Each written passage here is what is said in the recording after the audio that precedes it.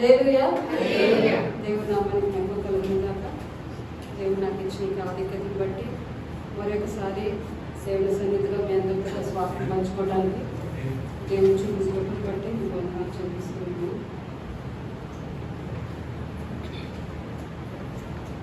హల్లెలూయా. ప్రార్థన చేసుకుని మనము వాక్యభాగంలో పడదామంటే. మహాపరిశుద్ధమైన నా గొప్ప తండ్రి, నీ నామములకు వందనాలు స్తుతులు చెల్లించుకుంటూ ఉన్నాము నా దేవ. ప్రభా యేసయ్య, ఈ 22 ఆరాధనలో తండ్రి దేవ ఇప్పటి వరకు నువ్వు తోడుగా నడిపించినందుకు వందనాలు చెల్లిస్తూ ఉన్నాము నా తండ్రి. ప్రభా మేమందరము కలిసి నా దేవ నీ యొక్క పరిశుద్ధ సన్నిధిలో నీ వాక్యంలో తండ్రి ధ్యానించుకోవచ్చుండగా నా ప్రభా నీవు మా మధ్యన మా అందరితో తండ్రి ఉండమని వేడుకొనిచున్నాము నా తండ్రి. ప్రభా యేసయ్య, వాక్యం చెప్తున్న నాకు తండ్రి దేవ వింటున్న ప్రతి బిడ్డలతో కూడా నా దేవ నీవు మాట్లాడమని వేడుకొనిచున్నాము నా తండ్రి దేవ. అవును నా ప్రభా యేసయ్య, నీ ఆత్మ నడిపింపున్న నా తండ్రి నీ దయచేయమని వేడుకొనిచు నా ప్రభా. నీ నామము తండ్రి దేవ మహిమపడులాగా కనపరచబడులాగా నీవే దేవ సహాయము చేసి నడిపించి అయ్యా చేయవచ్చు ప్రతి బిడ్డను వింటున్న ప్రతి బిడ్డను దీవించి ఆశీర్వదించమని నజరేయుడైన యేసు నామములో అడిగి వేడుకొనిచున్నాము నా తండ్రి. హల్లెలూయా. హల్లెలూయా. సామెతల గ్రంథము 22వ అధ్యాయము.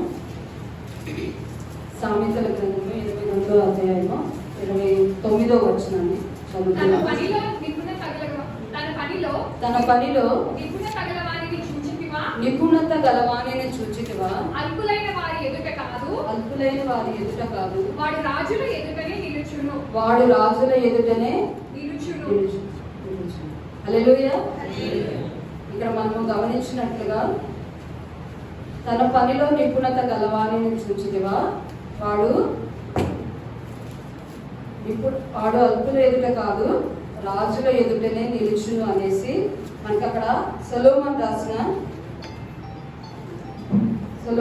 ఈ వాక్య భాగంలో మనము గమనిస్తూ ఉంటాము. ఈ యొక్క సొలొమోను రచించిన 22వ అధ్యాయము ఇక్కడ మనం గమనించినట్లయితే మొదటిగా గొప్ప ఐశ్వర్యం కంటే మంచి పేరును వెండి బంగారముల కంటే దయయు కోరదగినవి అనేసి మొదటిగా ఆ వాక్యంతో మనకు అక్కడ మొదలవుతుందండి. అదేంటి అంటే ఇక్కడ మనకి సొలొమోను ఈ యొక్క సామెతల గ్రంథం రచించున్న ప్రతి ఒక్క సామెతలు కూడా ఇక్కడ మనకి అతడు జ్ఞానవంతుడై ఉన్నాడు, అలాగే ధనవంతుడై ఉన్నాడు. దేవుని యొద్ద నుంచి అతడు అవి పొందుకున్నట్లుగా మనం చూస్తాం. ఎందుకంటే ఎప్పుడైతే దేవుని యొక్క అతడు వేడుకున్నప్పుడు నాకు వివేక జ్ఞానములు కావాలి, ఈ రాజ్యం ఎలా పాలించాలో, ఈ ప్రజలని ఎలా పాలించాలో, వారిని ఎలాగా సరైన మార్గంలో నేను నడిపించగలను అనేసి దేవుని యొద్ద అతడు వేడుకున్నప్పుడు దేవుడు అతనికి జ్ఞానం ఇచ్చినట్లుగా, అదే విధంగా జ్ఞానముతో పాటుగా నీకు ధనము ఆస్తిని కూడా ఇస్తున్నట్లుగా అక్కడ చెప్తున్నట్లుగా మనము ఆ వాక్య భాగంలో గమనిస్తూ ఉంటాం అనమాట. సో ఆ యొక్క జ్ఞానవంతుడైన ఆ యొక్క ధనవంతుడైన సొలొమోను ఇక్కడ ఏమని చెప్తున్నాడు? గొప్ప ఐశ్వర్యం కంటే దయయు మంచి పేరును వెండి బంగారముల కంటే దయయు కోరదగినవి అంటే ఈ లోకంలో నేను జ్ఞానాన్ని పొందుకొని ఉన్నాను, నేను గొప్ప ధనవంతుడై ఉన్నాను. ఆయనను కూడా సొలొమోను ఏం చెప్తున్నాడు? దాని యొక్క ధనం యొక్క విలువ గురించి, అవి మనకి ఏది కూడా అవి మనకి సరిపోవు అనేసి మనకి అక్కడ చెప్పబడుతుంది అనమాట. దాని యొక్క విలువని, దాన్ని ఎలాగ వాడుకోవాలి, అది ఏ విధంగా మనకు పనికి వస్తుంది, దాన్ని ఎంతగా మనం వాడుకోవాలి అనే దాని గురించి ఇక్కడ సొలొమోను చెప్తున్నట్లుగా మనం ఇక్కడ చూస్తూ ఉంటాం అనమాట.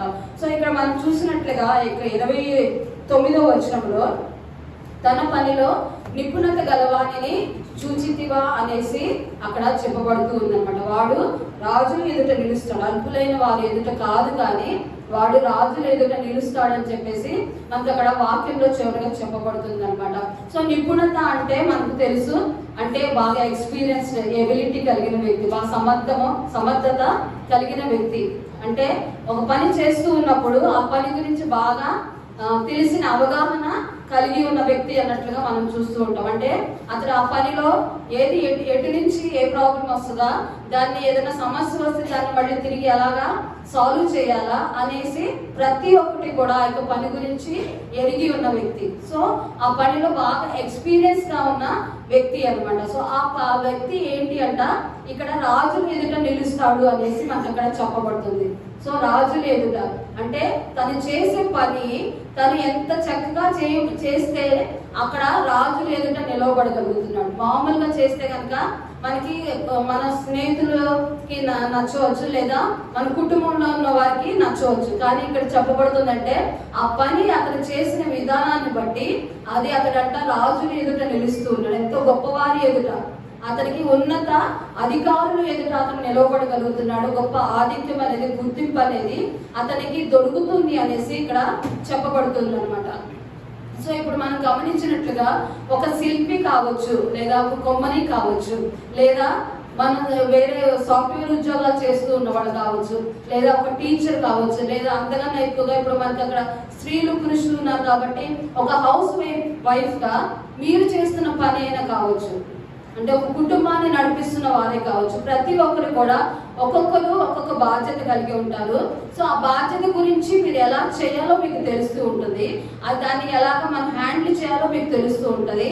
అదేవిధంగా మనకి ఇక్కడ చెప్పబడుతుంది ఏంటంటే ప్రతి ఒక్కరు ఒక పని బాధ్యత వారికి ఇవ్వబడి ఉన్నది. దానిలో మీకు ప్రతిఫలం పొందుకోవాలంటే ఆ పనిని మీరు సంపూర్ణంగా నెరవేర్చాలి, చక్కగా నెరవేర్చాలి. దానిలో యథార్థత ఉండాలి, దానిలో నమ్మకత్వం ఉండాలి. దాని పనిని ఇతరులు ఇష్టపడే విధంగా, అంటే ఇష్టపడాలి అంటే ఆ పనిలో లోపాలు అనేది ఏది కనిపించకుండా ఉండాలి.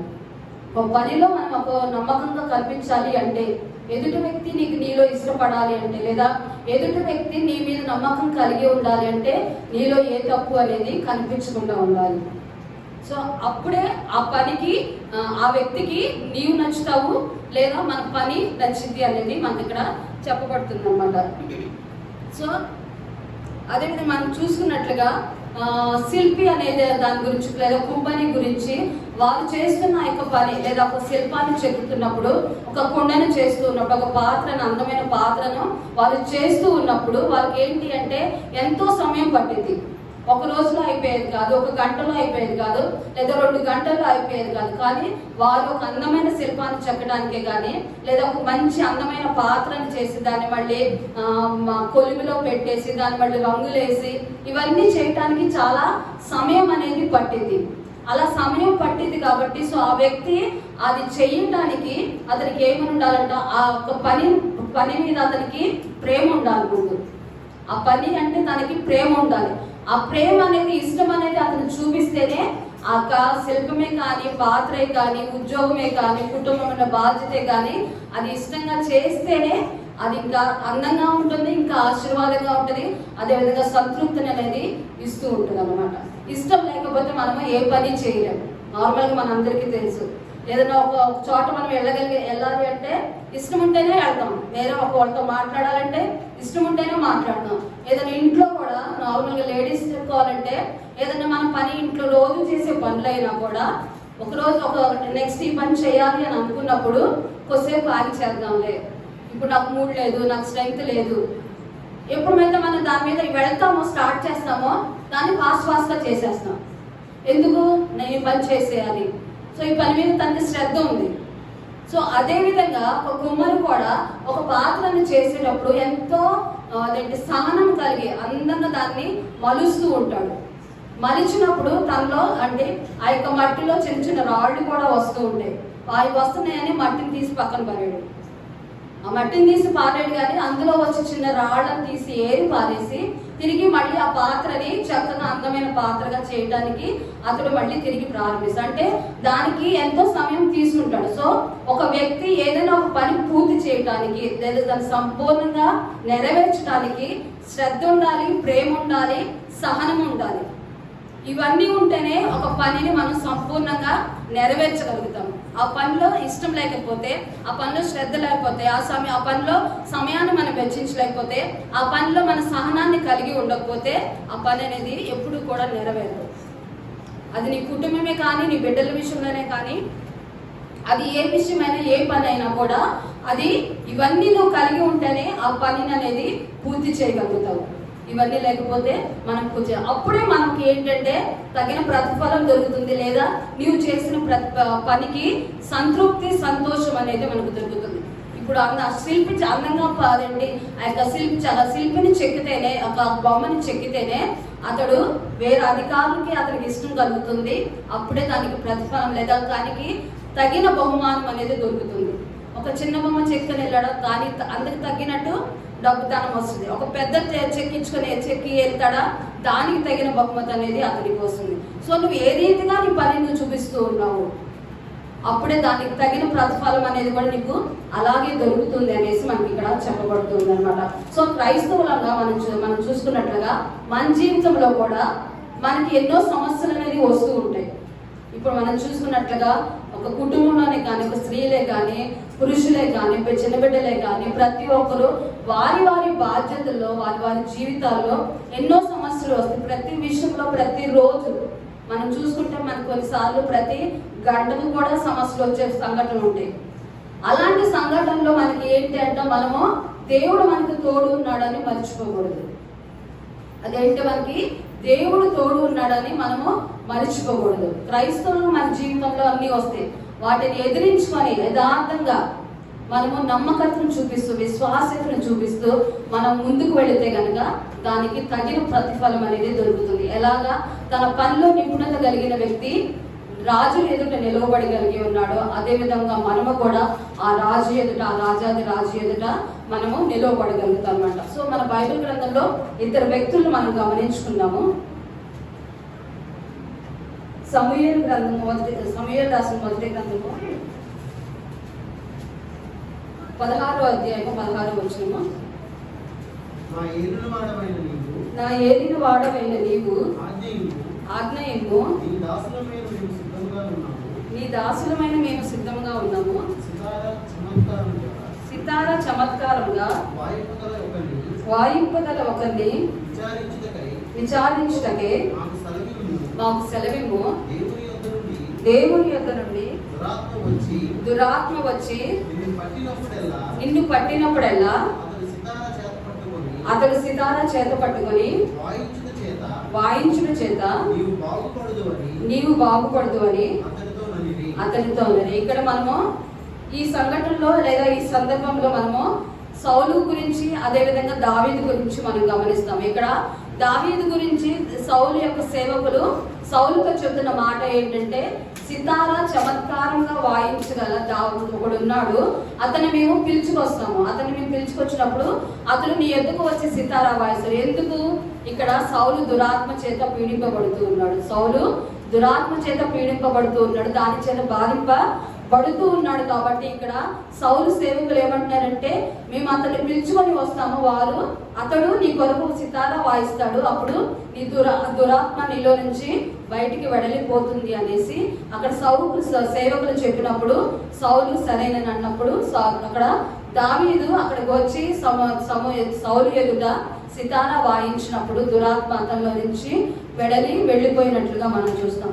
ఇక్కడ సౌలు దురాత్మ చేత పీడింపబడుతూ ఉన్నాడు, దావీదు దేవుని ఆత్మ చేత నింపబడి ఉన్నాడు. దేవుని ఆత్మ చేత నింపబడిన దావీదు ఇక్కడ సౌలు యొద్దకు వచ్చి అక్కడ సితారా వాయించినప్పుడు ఆ యొక్క దురాత్మ అతనిలోంచి వెడలిపోయినట్లుగా మనం అక్కడ చూస్తూ ఉంటాం అన్నమాట. సో ఇక్కడ సౌలు గురించి మనం గమనించినట్లయితే మనందరికీ చాలా బాగా తెలుసు సౌలు గురించి. అక్కడ సౌలు మొదటిగా ఇశ్రాయేలు రాజుగా అభిషేకింపబడతాడు అనేసి మనకు అక్కడ చెప్పబడుతుంది. మొదటిగా అభిషేకించబడిన వ్యక్తి ఒక సౌలు అనేది ఇశ్రాయేలు రాజుగా మనం చూస్తాము. అతడు దేవుని ఆత్మ చేత నింపబడి ఉన్నాడు, ప్రవచనాలు చెప్తూ ఉన్నాడు.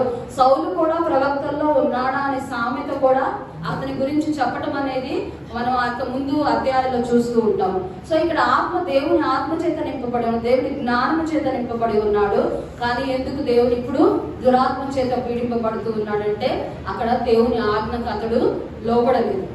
అక్కడ దేవుడు ఆగమన్నాడు, ఒక 7 దినములు ఆగమని అక్కడ సమూయేలు చెప్పినప్పుడు సౌలు ఆగకుండా ఆ యొక్క బలిని దహన బలిని ఇవ్వటం అనేది చూస్తూ ఉంటాం. ఇక్కడ దేవునికి వ్యతిరేకమైన కార్యమును అక్కడ సౌలు చేస్తున్నాడు. సౌలు చేసి ఉండటాన్ని బట్టి దేవుని ఆత్మ అతని నుంచి వెళ్ళిపోయింది. దేవుని ఇస్తున్న ఆశీర్వాదాలే కానీ దేవుడు ఒక దర్శనాలు అతనితో లేదా ప్రవక్తగా అతను చేస్తున్న ప్రతి ఒక్క మాటే కానీ అన్ని కూడా అతని నుంచి వెళ్ళిపోయినట్లుగా మనం చూస్తూ ఉంటాం. సో అతను దురాత్మ చేత తిరిగి పీడింపబడుతున్నాడు. దేవుడి నుంచి నువ్వు వెళ్ళిపోతే దేవుని కనుక నువ్వు వ్యతిరేకంగా ఏదైనా చేస్తే, దేవుని నుంచి నువ్వు దూరంగా వెళ్ళిపోతే, దేవుని ఇచ్చిన ఆశీర్వాదాలు, దేవుని ఇచ్చిన వరములు, దేవుని ఇచ్చిన ఆత్మ, దేవుని ఇచ్చిన నడిపింపు సమస్తాన్ని మనము కోల్పోతూ ఉంటాం. సో అదే విధంగా సౌలు కూడా తన జీవితంలో దేవుని యొక్క ఆత్మను కోల్పోయాడు. ఎందుకు? దేవునికి వ్యతిరేకంగా నడుచుకున్నాడు కాబట్టి. దేవుడు చేయవద్దన్న పని చేశాడు. ఇక్కడ దేవుడు చేయవద్దన్న పని చేసి దేవుని ఆత్మని మీరి ఆ యొక్క తప్పును చేయటం వల్ల అక్కడ దేవుని ఆత్మను పోగొట్టుకున్నట్లుగా మనం ఇక్కడ చూస్తాం. సో ఇప్పుడు చిన్నవాడైన దావీదు, సో ఇక్కడ మనం చూస్తాము ఇద్దరు వ్యక్తులను మనం గమనిస్తాం. ఒకరు సౌలు దురాత్మ చేత పీడింపబడుతున్నాడు, ఒకరు దావీదు దేవుని ఆత్మ చేత నింపబడిన వారు. సో ఈ రెండు వ్యక్తులు మన లైఫ్ లో మనం చూసుకోవచ్చు, సౌలు వలె ఉండాలా లేదా దావీదు వలె ఉండాలా అని. సో దావీదు అతను చిన్నవాడు, తన ఇంటిలో అందరికన్నా చిన్నవాడైన దావీదుని, గొర్రెల కాపరి అయిన, గొర్రెలు కాసుకుంటూ ఉన్న దావీదుని దేవుడు ఎన్నుకున్నట్లుగా మనం చూస్తుంటాం. అంటే అతనికి ఏమీ తెలియదు. మనకి చరిత్ర చెప్తుంది ఏంటంటే, అతడు అభిషేకించబడినప్పుడు, తైలంతో అభిషేకించబడినప్పుడు అతని వయసు 15 నుంచి 17 వరకు ఉంటుంది అని చెప్తున్నారు. 15 to 17 years అని చెప్పేసి. సో అతడు అంత చిన్న వయసులోనే దేవుడు అతన్ని ఎన్నుకున్నాడు. ఎందుకు ఎన్నుకున్నాడు? అతన్ని రాజుగా చేయడానికి. దేవుడు అతడు 15-17 సంవత్సరాల వయసు ఉన్నప్పుడే అతడిని అభిషేకించినట్లుగా మనం చూస్తూ ఉంటాం అనమాట. అదే మన బైబిల్ గ్రంథంలో మనం గమనిస్తూ ఉంటాము. అతడు అభిషేకించబడినా కూడా రాజుగా అతడు సింహాసనం ఎక్కలేదు. దావీదు తన 30 సంవత్సరాల వయసు అప్పుడు సింహాసనం ఎక్కినట్లుగా లేదా రాజుగా ఆ యొక్క సింహాసనాన్ని అధిరోహించినట్లుగా మనం చూస్తూ ఉంటాం. అంటే తిరిగి అతడు ఆ యొక్క సింహాసనం ఎక్కడానికి లేదా ఆ రాజుగా తన యొక్క బాధ్యతలు నిర్వర్తించడానికి కానీ, తన నిర్ణయం తీసుకుంటానికి కానీ, ఆ యొక్క రాజ్యపాలన చేయటానికి కానీ 15 సంవత్సరాలు ఆగినట్లుగా మనం చూస్తాం. అంటే అభిషేకించబడినట్టు కూడా అతడు రాజుగా అతను ఏమీ చేయలేదు. అతడు ఏం చేశాడంటే 15 సంవత్సరాలు అతడు నిరీక్షించాడు.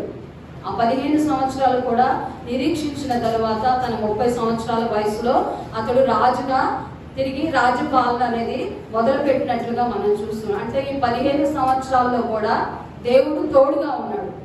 ఎందుకు దేవుడు తోడుగా ఉన్నాడు? అతడు దేవునికి వ్యతిరేకంగా నడుచుకోలేదు. సౌలు వలె దేవుని ఆజ్ఞను మీరలేదు. సౌలు వలె దేవుని ఆత్మను పోగొట్టుకోలేదు. కానీ తన అభిషేకాన్ని తన జ్ఞాపకం ఉంచుకున్నాడు. దేవుడు ఇచ్చిన అభిషేకానికి విలువ ఇచ్చాడు. దేవుడు ఇచ్చిన పిలుపుకి లేదా దేవుడు తన పట్ల కలిగి ఉన్న చిత్తానికి అతను లోబడి ఆ 15 సంవత్సరాలు కూడా నిరీక్షించాడు, దేవునికి లోబడి ఉన్నాడు. మనం చూస్తామో ఎప్పుడైతే దావీదు సౌలు యొద్దకు వచ్చి అక్కడ సితార వాయించిన తర్వాత, దాని తర్వాత కొన్ని రోజులకి ప్రజలు దావీదుని పొగుడుతూ ఉన్నారు. దావీదుని పొగుడుతూ ఉన్నప్పుడు ఇక్కడ సౌలుకి ఈర్ష్య కలుగుతుంది. నన్ను కాకుండా దావీదును పొగుడుతూ ఉన్నారని అప్పుడు అతని మీద ద్వేషము కలిగి ఉన్న అతన్ని చంపడానికి చూస్తున్నట్లుగా మనం చూస్తాం. ఎన్నోసార్లు సౌలు దావీదుని చంపడానికి ప్రయత్నించాడు, కానీ దేవుడు అతన్ని తప్పించాడు. ఎందుకు? దేవుడు అతని పట్ల ఉన్నాడు కాబట్టి, దేవుడు అతనికి తోడై ఉన్నాడు కాబట్టి, దావీదు దేవునికి లోబడి జీవిస్తూ ఉన్నాడు కాబట్టి దేవుడు అతని పక్షమున ఉండి అతన్ని అన్ని సార్లు కూడా కాపాడుతూ ఉంటున్నట్లుగా మనం ఇక్కడ చూస్తూ ఉంటాం అన్నమాట. సో ఆ 15 సంవత్సరాల తర్వాత చిన్నవాడైన ఆ యొక్క చిన్న వయసులోనే అభిషేకించబడిన దావీదు 15 సంవత్సరాల నిరీక్షణ తరువాత అతడు రాజుగా సింహాసనం ఎక్కినాడు. ఎటువంటి అర్హత, ఎటువంటి సామర్థ్యం లేదా ఎటువంటి తెలివి, ఎటువంటి యుద్ధ నైపుణ్యము లేని, ఎటువంటి సహాయము లేని మనం చూస్తాము. తర్వాత అతను ఎప్పుడైతే గొల్యాతు దగ్గరికి వెళుతూ ఉంటాడో అతని సహోదరులు ఏమని చెప్తారు? నువ్వు ఎందుకు వచ్చావు ఇక్కడికి, నువ్వు ఇక్కడి నుంచి వెళ్ళిపోమని చెప్తారు. అంటే ప్రతి చోట కూడా నువ్వేం చేయలేవు, నీకేమి చేత కాదు, నువ్వు ఇంకా చిన్నవాడివే, నీకేం గుర్తింపు లేదు, నీకే అర్హత లేదు అని ప్రతిసారి తనకు కలిగినా కూడా అటువంటి వ్యక్తిని దేవుడు ఎన్నుకొని ఉన్నాడు. ఏమీ తెలియని వ్యక్తిని, చిన్నవాడైన దావీదును, గొర్రెల కాపరి అయిన దావీదును, ఎటువంటి అర్హత లేని దావీదును దేవుడు ఎన్నుకున్నట్లుగా మనం చూస్తాము. అలాగే దేవుడు అతన్ని అభిషేకించిన తర్వాత మనకి అక్కడ చూస్తూ ఉంటాము, దావీదు అక్కడ యెహోవా నామమును బట్టి గొల్యాతును ఎదిరించినట్లుగా. అక్కడ సౌలు ఏంటి? దేవుని నామాన్ని కలిగి ఉండకుండా దేవుని పాపం చేసే ఉన్నాడు, దేవుని ఆత్మను లేదా దేవుని ఆశీర్వాదాన్ని పోగొట్టున్నాడు. కానీ దావీదు ఏం చేశాడు? చిన్నవాడైన దావీదు అక్కడ దేవునిని పట్టుకొని దేవుని నామాన్ని పట్టుకొని ఆ గొలియాతుని, గొప్ప బలాఢ్యుడైన గొలియాతుని ఎదిరించి చంపినట్లుగా మనం చూస్తుంటాం. దేనితో చంపినాడండి?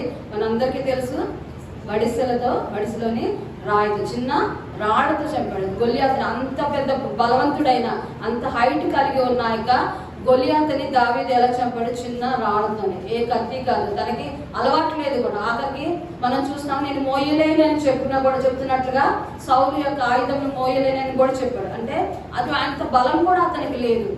కానీ దేవుని నామమును పట్టుకొని వెళ్ళి ఉన్నాడు కాబట్టి అక్కడ గొలియాతును చంపి ఉన్నట్లుగా చిన్న రాయిని అతడు చిన్న రాయితో ఆ గొలియాతుని చంపి ఉన్నట్లుగా చూస్తాం. ఎందుకు? అతడు దేవుని నామాన్ని పట్టుకొని ఉన్నాడు, దేవుణ్ణి అతడు ఆయుధంగా కలిగి ఉన్నాడు. దేవుడు నాకు తోడుగా ఉన్నాడు, దేవుడు నా పక్షమున ఉన్నాడు. దేవుడు మనకు చెప్తున్నాడు, యుద్ధము చేయవాడు దేవుడు యెహోవాయే అని చెప్పేసి.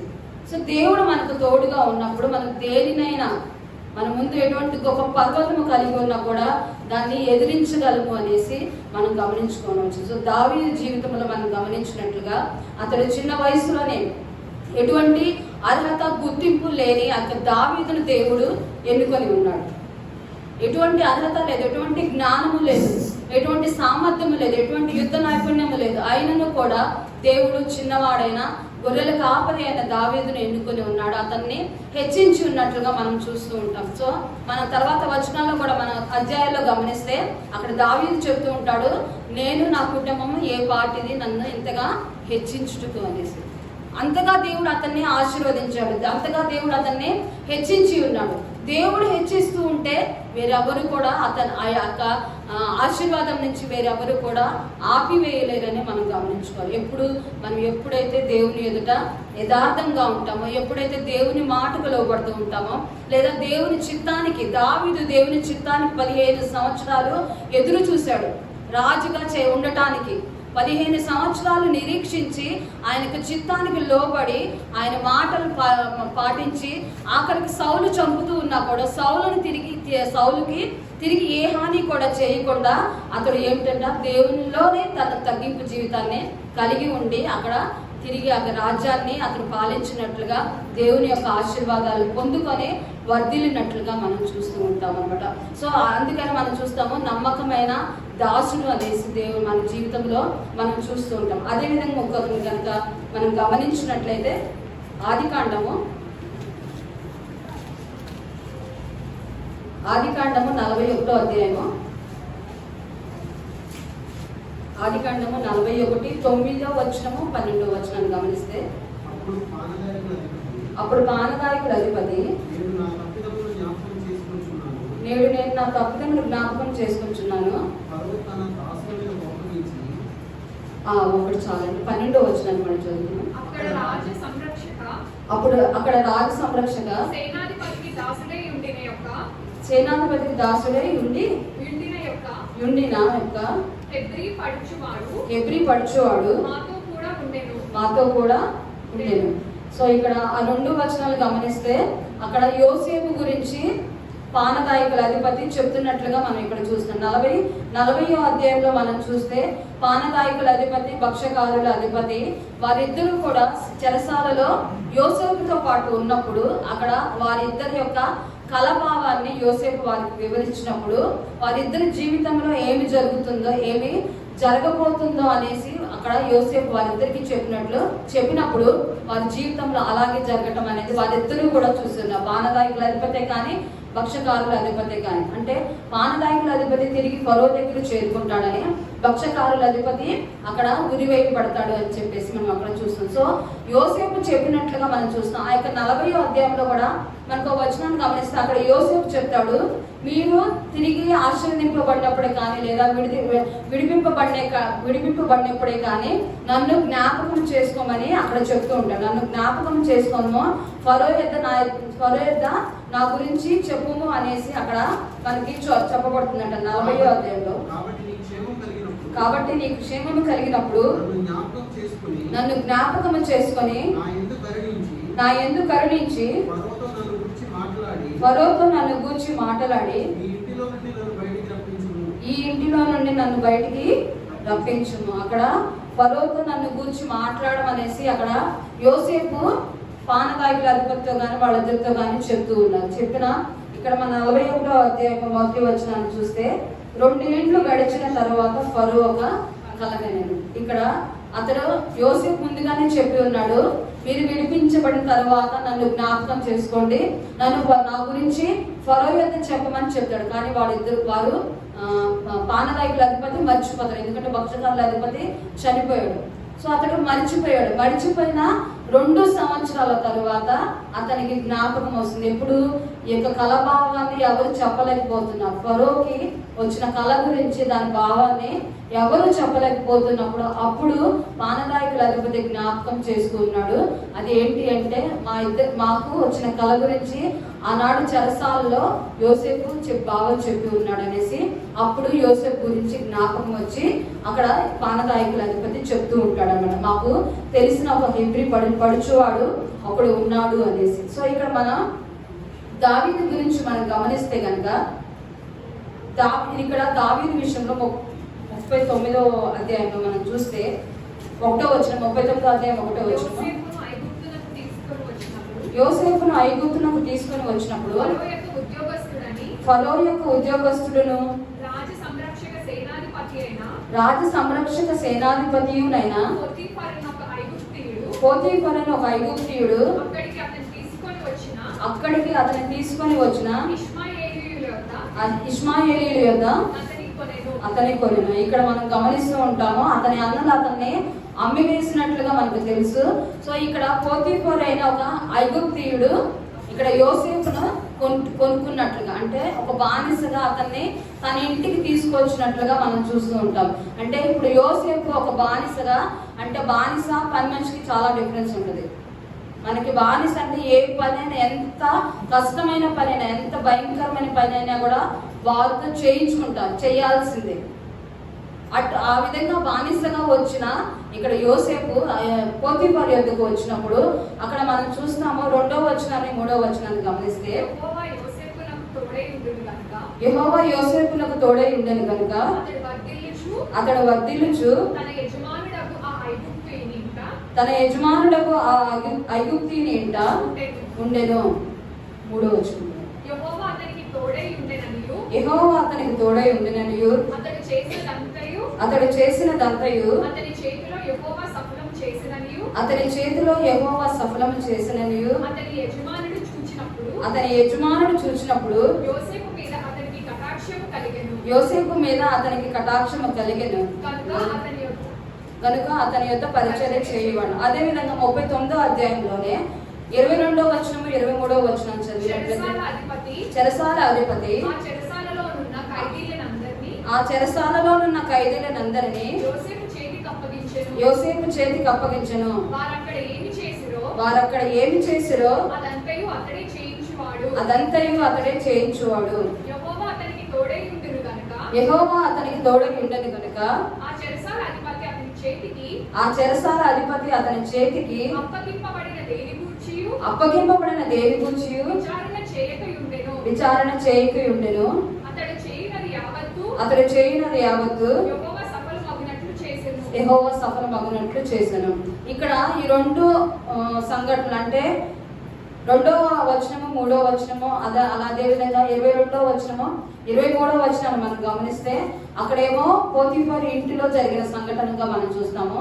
ఇక్కడ 22వ వచనంలో చెరసాలలో జరిగిన సంఘటనగా మనం చూస్తాం. ఇక్కడ పోతీఫరు యొద్దకు దాసునిగా ఒక బానిసగా తేబడిన యోసేపు అతని ఇంటిలో ఉండి పని చేసుకుంటూ ఉన్నప్పుడు అతడు జీవిస్తున్న విధానాన్ని బట్టి, లేదా అతనికి దేవుని యందు ఉన్న నమ్మకాన్ని బట్టి, అతడు దేవుని యందు భయభక్తులు చూపించడాన్ని బట్టి, అతని యొక్క ప్రవర్తనని బట్టి ఇక్కడ పోతీఫరుకి కటాక్షము కలుగునట్లుగా దేవుడు చేశాడు. ఎందుకు అంటే ఎక్కడైతే యోసేపు పని చేస్తూ ఉన్నాడో ఏ పోతీఫరు ఇంట్లో సమస్తాన్ని దేవుడు ఆశీర్వదించినట్లుగా, అక్కడ ఏమి చేస్తున్నా కూడా సమస్తమని దేవుడు ఆశీర్వదించి సఫలము చేస్తున్నట్లుగా ఇక్కడ మనం చూస్తూ ఉన్నామంట. సో అందుకనే పోతీఫరు అతనికి తన ఇంటి మీద కటాక్షం కలిగిన కనుక అతని యొద్ద పరిచర్య చేయువాడైన మరియు అతడు తన ఇంటి మీద విచారణకర్తగా అతని నియమించి తనకు కలిగిన దంతయు అతని చేతికి అప్పగించను. తనకు కలిగిన దంతయు తెచ్చుకుంది బానిసగా అంటే ఏం చెప్తే అది చేయాలి.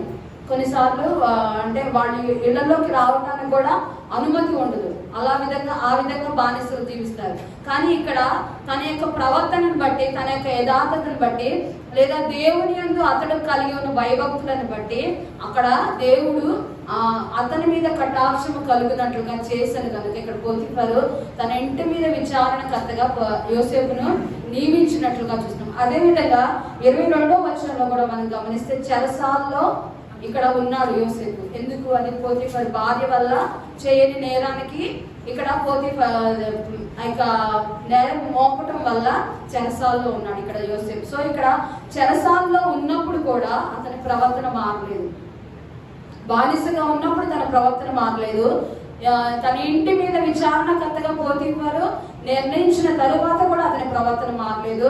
ఆఖరికి చెరసాల్లో ఉన్నప్పుడు కూడా అతని ప్రవర్తన మారలేదు. అతడు దేవుని యందు తన యథార్థత చూపిస్తూనే ఉన్నాడు. అతను చూపించడాన్ని బట్టి దేవుడు ఇక్కడ అతని మీద ఇక్కడ చెరసాల అధిపతికి కూడా కటాక్షము కలుగు చేయటం వల్ల ఇక్కడ చెరసాల అధిపతి తన ఖైదీలందరి మీద కూడా ఇక్కడ యోసేపును అధికారిగా నిర్ణయించినట్లు మనం చూస్తూ ఉంటాం అనమాట. సో అక్కడ పోతీఫరు ఒక అధికారాన్ని యోసేపుకి ఇచ్చాడు. ఇక్కడ అలాగే చెరసాల అధిపతికి కూడా ఇక్కడ యోసేపుకు ఒక అధికారాన్ని అందిస్తున్నాడు. ఎందుకు అంటే అక్కడ అతని యొక్క ప్రవర్తనను బట్టి అతడు యథార్థంగా తన విశ్వాసాన్ని లేదా తన విశ్వసనీయతను అతడు చూపించడాన్ని బట్టి అక్కడ వారిద్దరూ కూడా అతనికి అక్కడ అదేంటి బానిసకి ఇవ్వాల్సిన స్థానము కాకుండా ఒక గొప్ప స్థానాన్ని, ఇప్పుడు మనం పని మనుషులుగా మనం చూసుకుంటే వాళ్ళు కొంతవరకే ఉంటారు, లేదా ఇంత పని చేస్తారు వెళ్ళిపోతారు. వాళ్ళకి కొన్నిసార్లు మన దగ్గర ఉన్నాయి, మనకి పాతవి ఉన్నాయి ఇస్తూ ఉంటాం. అంతేకాని వారిని మనతో పాటు ఉన్నత స్థాయిలో ఉండాలని, లేదా మనం ఏ కారులో అయితే తిరుగుతున్నామో వాళ్ళు ఆ కారులో తిరగాలని, మనం ఏ దుస్తులు అయితే ధరిస్తున్నామో ఆ దుస్తులు వారు ధరించాలని మనం అనుకోము. అంటే ఒక ప్రేమ అనేది, ఒక దయ అనేది మనం చూపిస్తాము. కానీ పని మనుషులు అంటే లేదా ఇలాగా అంటే అలాంటి స్థాయిలో ఎవరు చూడరు చాలా మంది. కానీ ఇక్కడ బానిసగా ఉన్న యోసేపుని ఇక్కడ పోతీఫరే కానీ చెరసాల అధిపతే కానీ అతన్ని ఉన్నత స్థాయికి తీసుకుంటారు, లేదా వారి మీద అధికారాన్ని వారికన్నా కూడా అధికారాన్ని అతనికి ఇస్తున్నట్లుగా మనం చూస్తూ ఉంటాం అనమాట. సో ఇక్కడ ఒక బానిసగా వచ్చిన యోసేపు అతడు రాజ్యంలోనే కానీ ఇక్కడ వారందరి మీద కానీ అధికారాన్ని చలాయిస్తున్నట్లు, లేదా అధికారాన్ని చలాయించడం అంటే తిరిగి అతను గర్వపడలేదు. తనకు అధికారం వచ్చిందని తిరిగి అతను గర్వపడలేదు. కానీ లేదా వారితో పాటు పని చేయించేవాడు అతను కూడా పని చేసేవాడు అన్నట్లుగా మనం చూస్తుంటాం. సో అదే సమయంలో తన యొక్క ప్రవర్తన తిరిగి అతను విడిచిపెట్టలేదు. అదే సమయంలో తన యొక్క యథార్థతను అతను విడిచిపెట్టలేదు. తిరిగి అదే జీవితాన్ని, లేదా అదే జీవితం అంటే దేవునికి లోబడి ఉంటున్న జీవితాన్ని అతను జీవిస్తున్నాడు. కీర్తనలో మొదటి కీర్తన 1-3 గమనించినట్లయితే, దుష్టుల ఆలోచన చొప్పున నడవక, పాపుల మార్గంలో నిలవక, అపహాసకులు కూర్చున్న చోటను కూర్చుండగా, యెహోవా ధర్మశాస్త్రం ఆనందించు దివారాత్రము ధ్యానించేవాడు ధన్యుడు. అతడు నీటి కాలువలో ఎవరైనా నాటబడినదే ఆకువాడక తన కాలమందు ఫలమించు చెట్టు వలె. సో ఇవన్నీ కూడా మనం యోసేపు జీవితంలో గమనిస్తాం. తనంటే ఏ పాపము చేయలేదు, ఏ చెడు మాట్లాడలేదు, ఏ చెడు ఎవరికి చేయలేదు, ఏ హాని ఎవరికి అతను జరిగించలేదు. కానీ ఎప్పుడు కూడా దేవునిలోనే అతను జీవిస్తూ ఉన్నాడు. దివారాత్రము దేవుణ్ణి ధ్యానిస్తూనే ఉన్నాడు. కాబట్టి అతడు నీటి కాలువల ఎవరైనా నాటుబడినది ఆకువాడక తన కాలమందు ఫలమించి చెట్టు వల్ల ఎప్పుడు కూడా ఫలిస్తూ వర్ధిల్లుతూ అతడు ఉంటూ ఉన్నాడు. సో అతడు అలా వర్ధిల్లుటాన్ని బట్టి అతని మీద ఇతరులకి, లేదా పోతీఫర్కి కానీ చెరసాల అధిపతికి కానీ కటాక్షము కలిగి వారిద్దరు కూడా ఇతనికి అధికారాన్ని ఇస్తున్నట్లుగా మనం ఇక్కడ చూస్తూ ఉంటాం. సో మన కీర్తనలో 105వ కీర్తన మనం గమనిస్తే 105వ కీర్తన 17-22 వచనాలు, ఆయన ఎవరినైనాను అని హింస చేయలేదు, ఆయన వారి కొరకు రాజులను గద్దించెను. 105వ కీర్తన 17వ వచనం నుంచి. వారికంటే ముందుగా ఆయన ఒకరిని పంపెను, యోసేపు దాసుడిగా అమ్మబడెను. వారు సంకెళ్ళ చేత అతని కాళ్ళు నొప్పించిరి, ఇనుము అతని ప్రాణమును బాధించును. అతడు చెప్పిన సంగతి నెరవేరు వరకు యెహోవా వాక్కు అతను పరిశోధించుచుండెను. రాజు వర్తమానం పంపి అతని విడిపించెను. ప్రజలను ఏలినవాడు అతని విడుదల చేసెను. ఇష్ట ప్రకారము అతడు తన అధిపతుల నేరుటకును తన పెద్దలకు బుద్ధి చెప్పుటకును తన ఇంటికి యజమానుని గాను తన యావదాస్తి మీద అధికారిగాను అతని నియమించెను. చాలండి. ఇక్కడ మనం గమనించినట్లయితే ఈ వచనాల్లో 17 నుంచి 22 వచనాల్లో యోసేపు జీవితాన్ని దాదాపుగా మనం చూడవచ్చు. ఇక 17 నుంచి 22 వచనాల్లో యోసేపు యొక్క జీవితం అంటే బానిసగా అమ్మివేయబడిన తర్వాత అతని జీవితంలో ఏమి జరిగింది అనేది మనకు అక్కడ చూస్తూ ఉంటాం. సో అక్కడికి ఇనుము అతని ప్రాణమును బాధించిన అన్నట్లుగా, లేదా సంఖ్యల చేత అతని కాళ్ళు నొప్పించి వాళ్ళు అనేసి ఇక్కడ మనకు అక్కడ చెప్పబడుతుంది. అంటే అతడు ఎంతగా బాధింపబడి ఉన్నాడు అనేది మనం ఇక్కడ గమనించుకోవచ్చు. అతడు ఎంతగా ఇబ్బంది పడి ఉన్నాడు, తన యొక్క బాధ ఎవరికి చెప్పుకోలేదు. ఎందుకంటే తనకంటూ ఎవరు లేరు, తన బంధువులు లేరు, తన అర్థం చేసుకునేవాడు లేరు. చేయని నేరానికి ఇక్కడ చెరసాల్లో ఉన్నాడు. అయినా కూడా అతడు ఏంటంట, ఎంతో బాధ ఉన్నా, ఎంతో వేదన ఉన్నా, ఎంతో కృంగిపోతూ ఉన్నా కూడా, ఒంటరిగా ఉండి అయినా కూడా అతడు దేవుడిని విడిచిపెట్టలేదు. అతడు విడిచిపెట్టలేదు. ఎందుకంటే దేవుడు కూడా అతనికి తోడై ఉన్నాడు. కాబట్టి ఇక్కడ మనం చూస్తూ ఉంటామో అతడు సమస్తాన్ని అక్కడ అంటే అతని కళ ఏదైతే అతడు చెప్పి ఉన్నాడో, తన అన్నలతో మీరు నాకు నమస్కరిస్తారు అనేసి తన అన్నంతో చెప్తాడు. అది నెరవేరేంత వరకు కూడా యెహోవా వాక్కు అతన్ని పరిశోధించుచుండును అనేసి మనకు ఇక్కడ చెప్పబడదు. సో ఇవన్నీ వస్తాయని అక్కడ మనకు ముందుగానే చెప్పాలి. సో ఇవన్నీ అతని జీవితంలో జరిగినాయి. అయినా కూడా అతడు తన యథార్థతను కోల్పోలేదు, తన యొక్క బాధ్యతను లేదా తన దేవుడిలో తన యొక్క నమ్మకాన్ని విడిచిపెట్టలేదు, అక్కడ తన పరిశుద్ధతను అతను కోల్పోలేదు. కానీ దేవుడు అక్కడ జీవితంలో జరిగించాల్సిన నెరవేరు వరకు కూడా ఇవన్నీ జరిగాయి. సో ఇప్పుడు సమయాన్ని కనుక మనకి ఆదికాండం 41:41 చూస్తే, ఆదికాండం 41:41 చూస్తే, మరియు ఫరో చూడుము ఐగుప్తు దేశమంతటి మీద నిన్ను నియమించి ఉన్నానని యోసేపుతో చెప్పాను. అక్కడ మనకి చెప్పబడుతుంది ఏంటి అంటే, అక్కడ నిన్ను ఐగుప్తు దేశం అంతటి మీద నిన్ను అధికారిగా లేదా రాజ్యమంతటి మీద నిన్ను అధికారిగా నియమిస్తూ ఉన్నానని అక్కడ చెప్తూ ఉన్నాడు. సో ఇక్కడ రాజు ఫరో రాజు తన కళ యొక్క భావాన్ని ఇక్కడ చెప్పినప్పుడు, అంటే పానరాయకుల అధిపతి చెప్పడం అనేది ఇక్కడ మనం మొదటిగా చదివి ఉన్నాం. అక్కడ మొదటిగా మనం చదివింది ఏంటంటే, పానరాయకుల అధిపతి జ్ఞాపకం చేసుకున్నాడు యోసేపు గురించి. జ్ఞాపకం చేసుకొని ఆ యొక్క ఫరోకి చెప్తాడు, ఇక్కడ ఒక హెబ్రీ పడుచువాడు ఉన్నాడు అనేసి. సో ఇప్పుడు అతడికి జ్ఞాపకం వచ్చేలాగా దేవుడు చేసి ఉన్నాడు.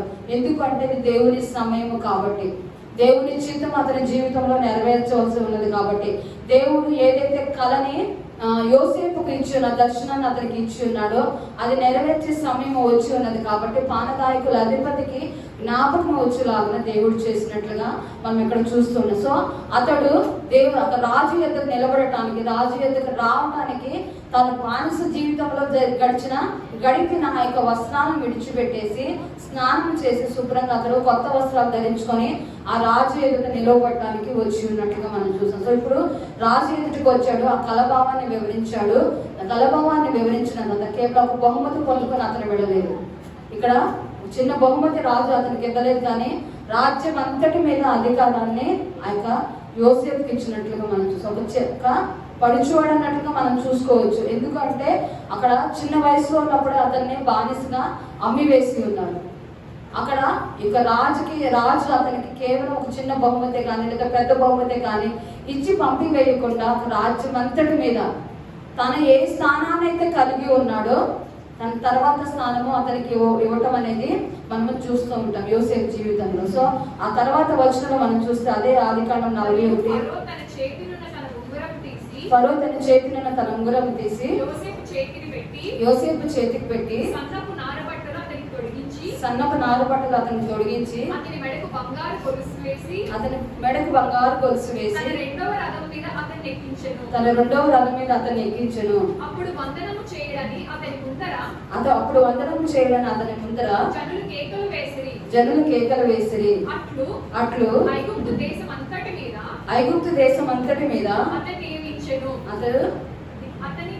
అతన్ని నియమించను. సో ఇక్కడ అతని ఐగుప్తు అంతటి మీద కూడా అతన్ని నియమించును. అదే విధంగా అతడు ఆజ్ఞ ఇస్తే కానీ ఏ ఒక్కరు ఏ పని చేయకూడదు అనేసి కూడా అక్కడ మనకి తర్వాత వచనంలో చెప్పబడింది. సో ఫరో నిర్ణయాన్ని తీసుకున్నట్టు రాజ్యం అంతటికి అది వర్తిస్తుంది. సో ఇప్పుడు ఫరో తర్వాత నిర్ణయం తీసుకునేది ఎవరు అంటే యోసేపు. సో యోసేపు ఏది చెప్తే అవునంటే అవును, కాదంటే కాను. ఆ యోసేపు ఏ పని చేయమంటే ఆ పని చేయాలి, ఏ పని చేయకూడదంటే ఒకరి ఇంటికి పనివారికి ఒక బానిసగా వచ్చిన యోసేపు ఇప్పుడు ఇక రాజ్యం అంతటి మీద అధికారిగా నియమించబడ్డాడు. ఎందుకు? అతడు తనకున్న జ్ఞానం బట్టి కాదు, కానీ అక్కడ తన కలభావాన్ని వివరిస్తున్నప్పుడు కూడా అక్కడ యోసేపు చెప్తూ ఉంటాడు, కలభావం చెప్పగలదు కేవలము దేవుడు మాత్రమే. సో ప్రతి సమయంలో అతడు దేవునికే ప్రాముఖ్యత ఇస్తున్నాడు, దేవుణ్ణి అతను ముందర పెడుతున్నాడు, తనని ముందు పెట్టలేదు. తన జ్ఞానం గురించి అతను చెప్పుకోలేదు, కానీ దేవునిలోనే అతను నిలిచి ఉండటాన్ని బట్టి దేవుడు అతన్ని విడిచిపెట్టినట్లుగా మనం చూస్తూ ఉంటాం. సో ఒక బానిసగా వచ్చి ఆ రాజ్యానికి అధికారిగా నియమించబడిన దావీదు జీవితాన్ని మనం చూస్తాం. అక్కడ యథార్థతను, విశ్వాసాన్ని, నమ్మకాన్ని లేదా తన పరిశుద్ధతను అనేది అతడు పోగొట్టుకోలేదు కాబట్టి. సో అదే విధంగా మనం గమనించినట్లుగా దావీదు విషయంలో అభిషేకించబడిన తర్వాత 15 సంవత్సరాలు నిరీక్షించి రాజుగా నిర్ణయించబడటానికి లేదా సింహాసనం ఎక్కడానికి అన్ని సంవత్సరాలు నిరీక్షించి ఎన్నో సమస్యలను, అవమానాలను భరించి తిరిగి దేవునికి ఇష్టానుసారుడుగా లేదా దేవుడు ఇతను నా హృదయానుసారుడు అని దేవుడు అతని గురించి చెప్పడం అనేది మనం చూస్తాం. అదేవిధంగా యోసేపు విషయంలో కూడా ఏ అర్హత లేకపోతే ఏ బానిసగా వచ్చి అక్కడ తన పరిశుద్ధతను కాపాడుకోవటాన్ని బట్టి దేవుడు అతన్ని హెచ్చించి ఉంటాను బట్టి రాజ్యానికి అధికారిగా చేయటాన్ని బట్టి అతడు మంచి దాసుడుగా మనము నిలవబడటం అనేది మనం చూస్తున్నాం. సో వీరిద్దరూ కూడా ఒక మంచి దాసులుగా నిలవబడుతూ ఉన్నారు. మత్తయి సువార్త 25 చూస్తామో బడా నమ్మకమైన మంచి దాసుడు అని ఒకరి గురించి చెప్తాడు. అలాగే తన దేవుడు యజమానుడు చెప్పినది చేయకపోవటాన్ని బట్టి చెడ్డ దాసుడు అంటారు. సో సౌలు దేవుడు చెప్పింది మీరి ఉండి చెడ్డ దాసులుగా నిలిచి ఉన్నాడు. యోసేపు, దావీదు నమ్మకమైన దాసులుగా నిలిచి ఉండటాన్ని మనం చూస్తూ ఉంటాం అన్నమాట. సో అదే విధంగా మన జీవితంలో కూడా మనకి ఇవ్వబడిన బాధ్యత లేదా మనకి ఇవ్వబడిన పని, అది ఏ పని అయినా మనం చేసారు, నేను ఉద్యోగం చేస్తున్నాను అది ఆ విషయం కాదు, కానీ దేవుని ఎదుట లేదా దేవుడు నీ పట్ల కలిగి ఉన్న ప్రణాళిక ఏమై ఉన్నదో, దేవుడు మనందరినీ ఈరోజు సజీవ లెక్కలో ఉంచి ఉన్నాడు అంటే ఆయన ప్రణాళిక నీ పట్ల నా పట్ల ఎంతగానో ఉంది. అంటే నువ్వేదో చేయవలసి ఉన్నది ఆయన కొరకు, ఇంకనూ నీ జీవితం ద్వారా ఆయన మహిమపరచవలసి ఉన్నది, ఇంకనూ నువ్వేదో ఆయన కొరకు ఇంకా కష్టపడవలసి ఉన్నది. ఆయన నీ ప్రణాళికలు ఏంటంటే నిన్ను ఇంకనూ ఆయన హెచ్చించాలని అనుకుంటూ ఉన్నాడు. అది ఆ రీతిగా నువ్వు ఉండగలుగుతున్నావా లేదా ఆ రాజు ఎదుట నువ్వు నిలవబడగలుగుతున్నావా?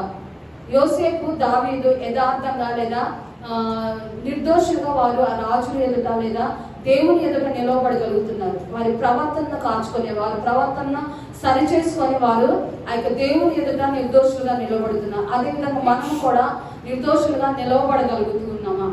దేవుడు నీకు ఇచ్చిన పనిని నేను ప్రవర్తన ఎలా ఉంటుంది, అంటే యథార్థంగా చేస్తూ ఉన్నామా లేదా, మనం ప్రతి సండే వచ్చి హాజరించుకున్నామని కాదు, కానీ ఎల్లప్పుడూ నువ్వు దేవునితో ఉంటున్నావా?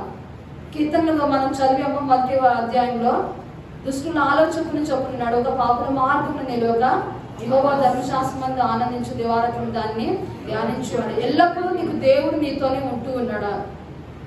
స్తోత్రం అనుకుంటే సరిపోదు, కానీ దేవుని నీ జీవితంలో దేవుణ్ణి ఇతరులు చూడగలుగుతున్నారు. అటువంటి సాక్ష్యాన్ని నేను కలిగి ఉన్నామా అనేది మనం గమనించుకోవాలి. మన ప్రవర్తన ఎలా ఉన్నది అనేది మనం గమనించుకోవాలి. మనం గమనించుకున్నప్పుడు ఆ దేవుని ఎదుట మనము నిర్దోషులుగా నిలవబడినప్పుడు దేవుడు నీకు ఇవ్వబోయే ప్రతిఫలాన్ని పొందుకుంటూ ఉంటామని మనం చూస్తాం. ఒక 2 వచనాలు మనం చదువుకొని ముగించుకుందామండి. కొలస్సీలకు రాసిన పత్రిక 3వ అధ్యాయము, కొలస్సీలకు రాసిన పత్రిక 3వ అధ్యాయము 23వ వచనం 24వ వచనము.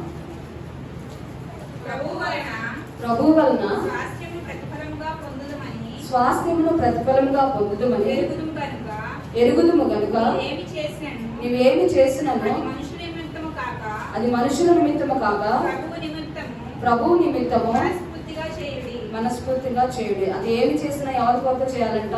మనుషులను మెప్పు పొందడానికి కాదు, నీ బంధువులు మెప్పు పొందడానికి కాదు, నీ స్నేహితులు మెప్పు పొందడానికి కాదు, నీ అధికారులు మెప్పు పొందడానికి కాదు, కానీ దేవుని కొరకు ఏది చేసినా కూడా అది దేవుని కొరకే చేయాలి.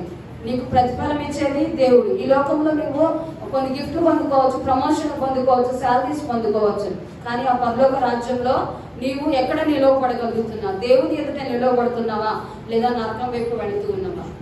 మనం నీతిమంతులుగా జీవించగలిగితే, యథార్థవంతులుగా జీవించగలిగితే, మన ప్రవర్తనని సరి చేసుకోగలిగితే, లేదా మన సాక్ష్యాన్ని కాపాడగలిగితే ఆ రాజాది రాజుని ఎదుట మనం నిలబడగలుగుతామా? ఆయనతో పాటు ఆ నిత్య రాజ్యంలోనికి మనం వెళ్ళగలుగుతాం, లేదా ఆ యొక్క నరకంలోనికి మనం వెళ్లే వారంగా ఉంటాము అనేసి మనకి చెప్పబడుతూ ఉందన్నమాట.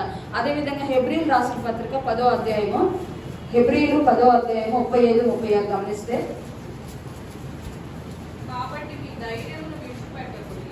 కాబట్టి మీరు ధైర్యమును విడిచిపెట్టకుడి, దానికి ప్రతిఫలంగా గొప్ప బహుమానము కలుగును. మీరు దేవుని చిత్తమును నెరవేర్చిన వారై వాగ్దానము పొందు నిమిత్తము మీకు ఓరిమి అవసరమై ఉన్నది. అక్కడ మనకి ఓరిమి అవసరమైన దేవుని చిత్తాన్ని మాత్రమే మనం జరిగించాలి.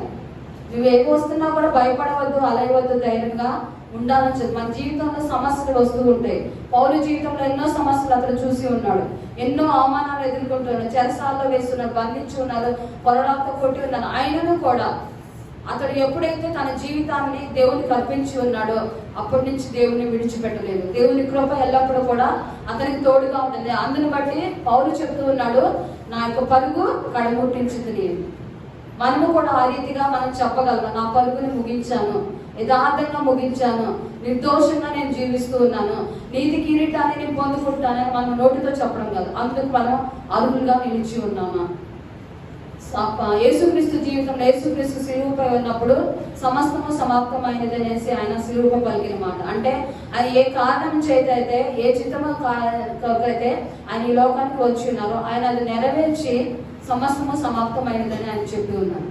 మనము అదే రీతిగా ఈ లోకానికి నువ్వు ఎందుకు వచ్చావు, దేవుడు నిన్ను ఎందుకు సృష్టించి ఉన్నాడు, ఏ కారణం చేత నేను సృష్టించి ఉన్నాడు, అది మనం గమనించుకోగలిగితే మనము ఆయనకి యథార్థంగా మనం జీవించాలి. ఆయన చిత్తానికే మనం లోబడే వారంగా ఉండాలి. ఒక చిన్న స్టోరీ లాంటి చెప్తాను. ఇది యాక్చువల్గా నేను టీవీలో చూసిన యాడ్. ఇది ఫెవిక్విక్ గురించి. ఫెవిక్విక్ యాడ్ ఏంటి అంటే రీసెంట్గా వస్తుంది, అది కొత్త యాడ్. ఒక హస్బెండ్ అండ్ వైఫ్, తనకి నేను స్టార్టింగ్ నుంచి చూడలేదు అది యాడ్, ఎందుకో వైఫ్కి ఏదో ఇవ్వలేదు, తన ఫోన్ నుంచి మాట్లాడుతుంది. హస్బెండ్తో చెప్తా ఉంటుంది అనమాట, నీ ముందు ఒక ప్లేట్ ఉంది, గాజు ప్లేట్, అది కింద పడే అంటే అతను కింద పడేస్తాడు. కింద పడేసిన తర్వాత ఏమైతే అక్కడ పగిలిపోయి కింద పడేసిన తర్వాత, సో అవతల నుంచి ఫోన్లో అంటే వీడియో కాల్లోనే ఆమె ఏమంటది, అది అతుక్కుందా అంటది. అతుక్కుందా అంటే అతను ఏమంటాడు, అతుక్కుంది అంటాడు. ఎందుకు అతుక్కుంది? అతను ఫెవిక్విక్ అతికించాడు. ఫెవిక్విక్ అతికించినప్పుడు యాక్చువల్గా నాకు అది కామెడీగా అనిపించింది, కానీ నాకు ఆ యొక్క ప్లేట్ అలాగంటే వాళ్ళు అతికించడాన్ని బట్టి నాకు ఒక సంఘటన ఏంటి అంటే, ఒక ప్లేట్నే వీళ్ళింత అంటే జస్ట్ ఫెవిక్విక్ పెట్టి అతికిస్తున్నారు. దేవుడు నాకు గుర్తొచ్చాడు, అంటే దేవుడు నన్ను సృష్టించి ఉన్నాడు. ఇప్పుడు నీలో ఏదైనా లోపాలు వచ్చిన దేవుడు నిన్ను విడిచిపెడతాడా? మనల్ని ఆయన సరి చేసుకుంటాడు. లోపాలని ఆయన త్రోసివేస్తే ఈరోజు మనం ఇక్కడ ఉండేవాళ్ళమే కాదు, మనం సజీవ లెక్కలో ఉండేవాళ్ళమే కాదు, మన లోపాలని అంటే మనం ఎప్పుడో ఎక్కడికో వెళ్ళిపోయేవాళ్ళం. కానీ దేవుడు ఏం చేయాలంటే నిన్ను సరి చేయాలనుకుంటూ ఉన్నాడు. సరి చేసి ఒక అందమైన పాత్రగా నన్ను మలచాలనుకుంటున్నాడు. నన్ను అందమైన పాత్రగా మలిచినప్పుడు అప్పుడే నువ్వు ఆయన ఎదుట నిలవబడగలుగుతావు.